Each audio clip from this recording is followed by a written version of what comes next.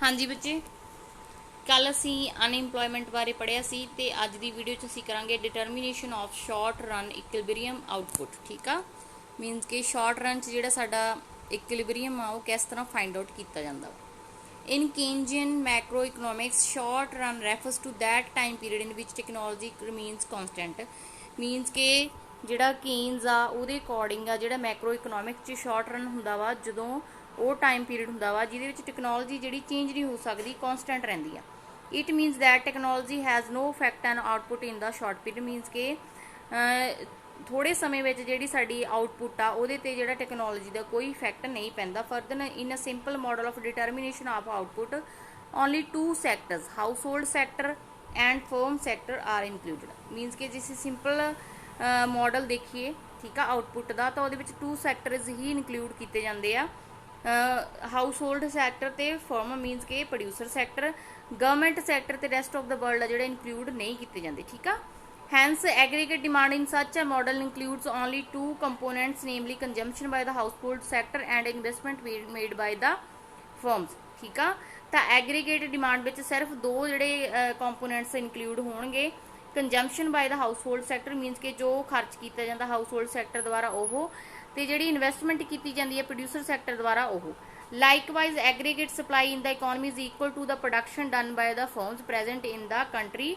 मीनस कि aggregate supply में असी सिर्फ जी प्रोडक्शन उ लवेंगे जी कि साढ़े फर्म्स साढ़े देश दी फर्म्स द्वारा प्रेजेंट जी की जाती है। ठीक है, तो असी एक्सपोर्ट तो इंपोर्ट आ जो कंट्री का उन्होंने की है एबसेंस मनांगे, मीनस कि उन्होंने नहीं ऐड करांगे ये।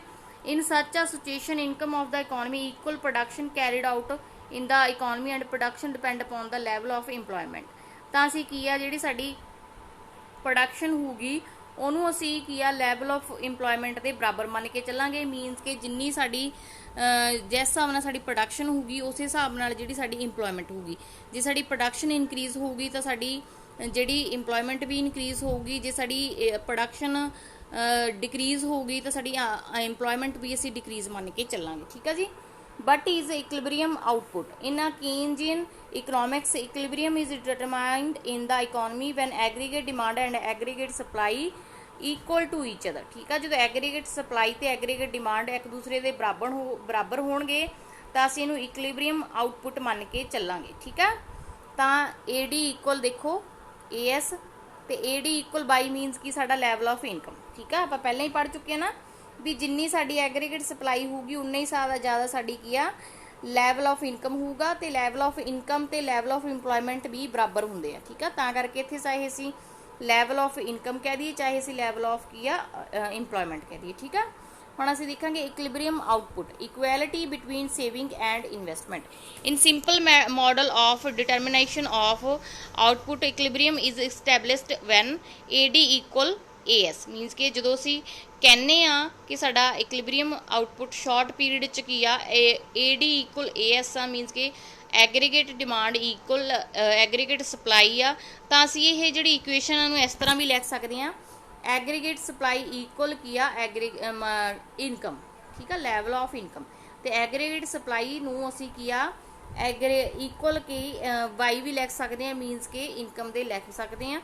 ठीक है, तो we also know that A D equal C plus I means के सानू ये भी पता वा कि जी कंजम्पशन एग्रीगेट डिमांड होंगी आ वो की आ कंजम्पशन प्लस इन्वेस्टमेंट के बराबर होंगी है। ठीक है, कंजम्पशन प्लस इन्वेस्टमेंट के बराबर होंगी है, जिहड़ा असी की आ इन्वेस्टमेंट मल्टीप्लायर में यह कंसैप्ट क्लीयर कर चुके हैं। ठीक है जी, हुण बाई इक्वल काहदी हुंदी है सी प्लस एस मीनस कि एक साडा इनकम बराबर होंगी है साडी कंजम्पशन प्लस सेविंग के। ठीक है, तो जो असी सी प्लस आई करते हैं मीनस कि असी जी साडी आपां इत्थे पढ़ चुके हैं कि A D sari ji equal होंगी है ए एस साडी इक्वल होंगी है वाई दे।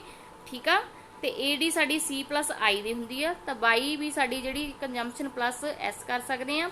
तां करके जिहड़े साडा की आ सी प्लस आई मीनस कि साडी जी कंजम्पशन आ ते इन्वेस्टमेंट आ उहनूं असीं की आ प्लस मान सकते हैं भी कंजम्पशन तो सेविंग इक्वल होंगी है। ठीक है, इनू ध्यान नाल तुसीं समझ लिओ ये चीज़ां नूं, एक चीज़ भी समझ लग गई तुहानूं सारी इक्वेशन समझ लग जूगी, बट ध्यान नाल एक बार देखना पऊगा। ठीक है जी, हुण असीं आ जाएंगे नैक्सट पेज ते। नैक्सट पेज ते साडा देखो की आ determination of equilibrium output. Determination of equilibrium output on the basis of equality between aggregate demand and aggregate supply. Means कि जो असी equilibrium output ਜਿਹੜੀ ਮੰਨ ਕੇ ਚੱਲਦੇ ਹਾਂ कि aggregate demand ਤੇ aggregate supply है तो उदों असी ਜਿਹੜਾ ਇਹਦਾ determination किस तरह करना वा.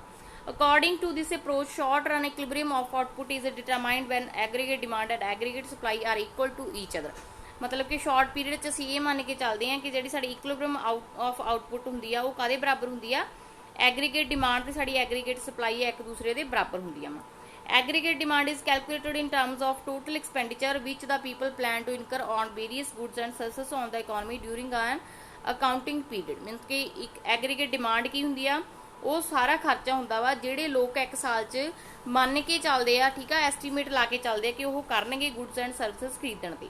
ठीक है, further in a simple two sector closed economy there are two components of aggregate demand. Means कि जो असीं क्लोज्ड इकोनॉमी मानते हैं, क्लोज्ड इकोनॉमी होंदी है जो सिर्फ अपने देश की जिहड़ी इकोनॉमी आ देश के बॉर्डर ਜਿਹੜੇ ਉਹਨਾਂ ਦੀ ਇਕਨੋਮੀ ਨੂੰ ਹੀ ਲੈ ਕੇ ਚੱਲਦੇ ਆ, ਦੂਸਰੀ ਕੰਟਰੀਜ਼ ਦੀਆਂ ਐਕਸਪੋਰਟ ਇੰਪੋਰਟ ਨੂੰ ਅਸੀਂ ਇਨਕਲੂਡ ਨਹੀਂ ਕਰਦੇ ਤਾਂ ਉਹ ਸਾਡੀ ਕਲੋਜ਼ਡ ਇਕਨੋਮੀ ਹੁੰਦੀ ਹੈ. ਮੀਨਸ ਕਿ ਜਦੋਂ ਅਸੀਂ ਕਲੋਜ਼ਡ ਇਕਨੋਮੀ ਲੈ ਕੇ ਚੱਲਦੇ ਆ ਤਾਂ ਐਗਰੀਗੇਟ ਡਿਮਾਂਡ ਆ ਜਿਹੜੀ ਸਾਡੀ ਦੋ ਸੈਕਟਰ ਦੀ ਲੈ ਕੇ ਚੱਲਦੇ ਆ, ਪ੍ਰੋਡਿਊਸਰ ਸੈਕਟਰ ਤੇ ਕੀ ਹੈ ਸਾਡੀ ਹਾਊਸ ਹੋਲਡ ਸੈਕਟਰ ਦੀ. ਠੀਕ ਆ, ਤਾਂ ਕੰਜੰਪਸ਼ਨ ਐਂਡ ਇਨਵੈਸਟਮੈਂਟ.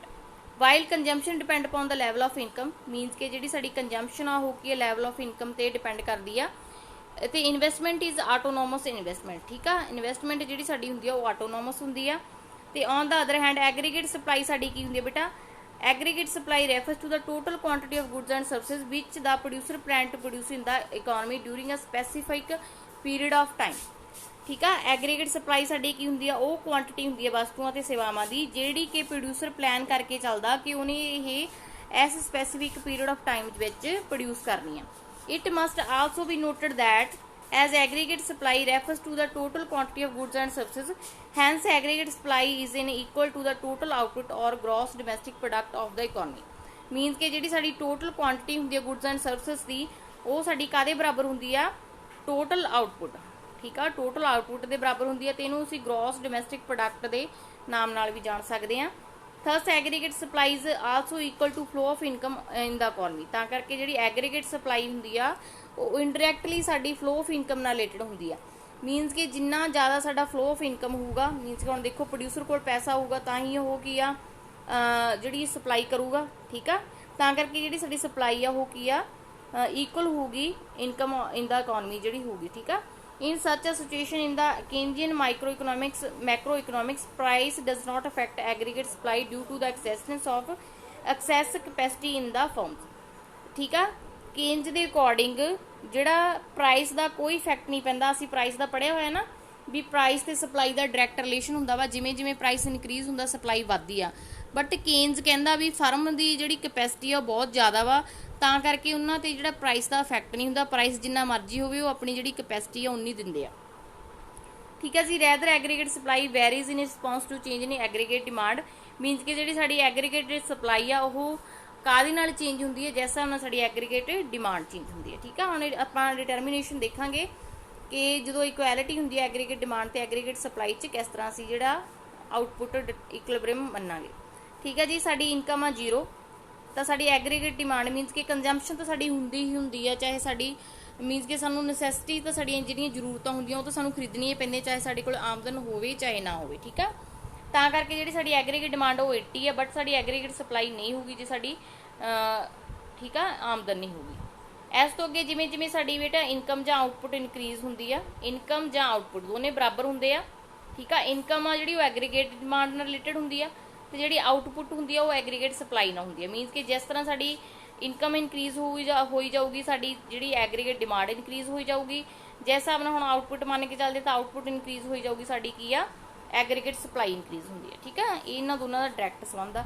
ਹੁਣ ਦੇਖੋ ਜਿਹੜਾ ਸਾਡਾ ਇੱਥੇ 50 ਆ, ਇੱਥੇ ਸਾਡੀ ਡਿਮਾਂਡ ਵੱਧ ਗਈ, ਇੱਥੇ ਸਾਡੀ ਸਪਲਾਈ ਘੱਟ ਆ.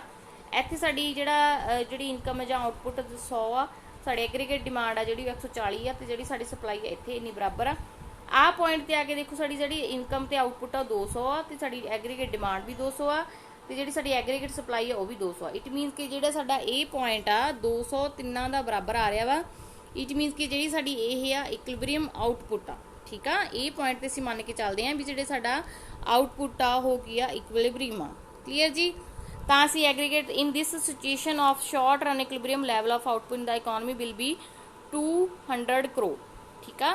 तो इक्विलिब्रियम लैवल ऑफ आउटपुट आ जिहड़ा साडा ओह देश च किन्ना वा 200 करोड़ आ। तो ये जिहड़ा आपां फिगर नाल एक्सप्लेन करना वो आपां कल नूं करांगे। अज लई सिर्फ तुहाडा इन्ना ही काम आ। ओके जी।